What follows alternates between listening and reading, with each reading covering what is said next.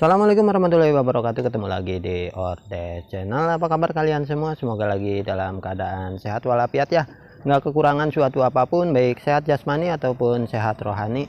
Senang rasanya hari ini saya bisa menyapa kalian lagi untuk berbagi cerita, berbagi pengalaman, atau kita sekedar ngobrol santai di seputaran peternakan domba. Jadi sebenarnya untuk hari ini bikin konten terlalu malam ya, karena tadi waktu nggak keburu. Jadi ini mungkin gambarnya sedikit rada gelap karena nggak ada pencahayaan.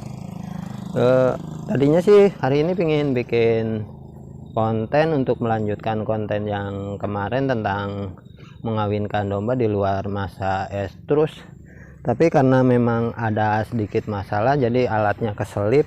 Untuk obatnya sih ada ketemu, cuman untuk tabung yang buat ngambil sampel urinnya masih keselip, nggak ketemu. Jadi mungkin di lain waktu kita uji cobanya ya, atau kita ambil pembuktian, kita tes sampel urinnya apakah bisa bunting atau enggak. Karena alatnya nggak ada, jadi hari ini kita sharing, kita ngobrol santai.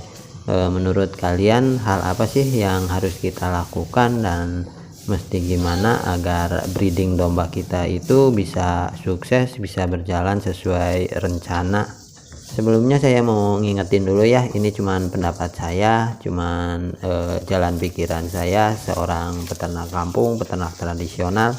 Jadi kalau kalian nggak sependapat atau mungkin barangkali punya pendapat lain, bisa tulis di kolom komentar. Siapa tahu saja dari pendapat-pendapat kalian semua ada manfaat yang bisa diambil buat teman-teman kita yang baru mau memulai usaha ternak domba. Oke? Menurut saya sih ya, jadi cuman ada satu hal yang bisa kita lakukan agar breeding domba kita itu bisa berhasil, sukses, berjalan sesuai rencana, yaitu dengan mencetak anak domba sebanyak-banyaknya dengan interval yang sekerap-kerapnya. Kalau bisa ya setahun 5 atau 10 kali kalau itu bisa ya, tapi kan itu nggak bisa, paling ya maksimal 3 kali beranak dalam 2 tahun.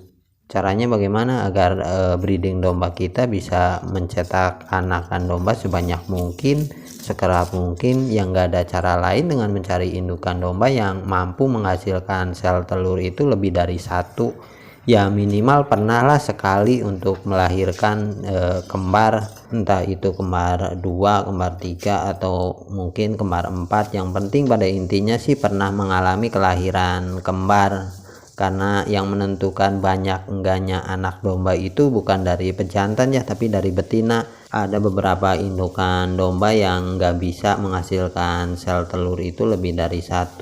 Makanya di sini peranan indukan domba itu sangat penting, berbeda dengan pejantan domba ya. Karena memang kalau pejantan domba itu sudah jadi apa namanya ya, mungkin udah kodratnya, jadi sekali keluar itu si sel sperma itu bisa ratusan, ribuan, bahkan mungkin jutaan.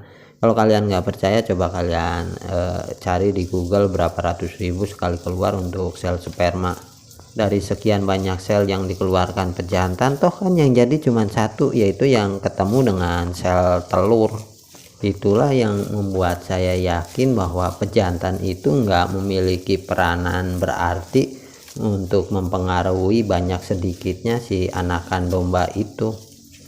Jadi kalau betina yang memiliki keturunan kembar itu mau dikawinkan dengan pejantan yang seperti apapun, yang bagaimanapun, tetap aja untuk kemungkinan melahirkan kembarnya itu akan terbuka lebar, karena memang dia itu apa namanya ya, jadi bisa menghasilkan sel telur itu lebih dari 1. Selanjutnya dari estrus ya, atau birahi domba.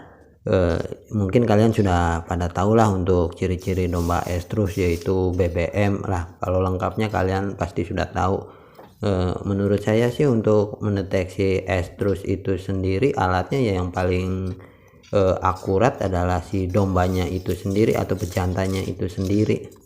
Karena terkadang ada beberapa domba yang ketika estrus itu tidak menimbulkan tanda-tanda, dan kita nggak mengerti untuk bahasa si dombanya itu sendiri ya. Jadi kalau pejantannya kan dia lebih tahu, mungkin kalau manusia mah bilang mungkin bapak saya pingin atau gimana.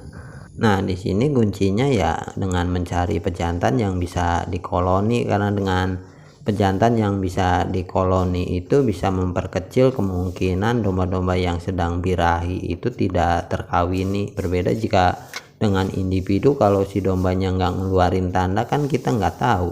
Oke, mungkin cukup sampai di sini untuk obrolan kita di sore hari ini. Semoga ada manfaat yang bisa diambil. Sampai ketemu di next video and bye bye.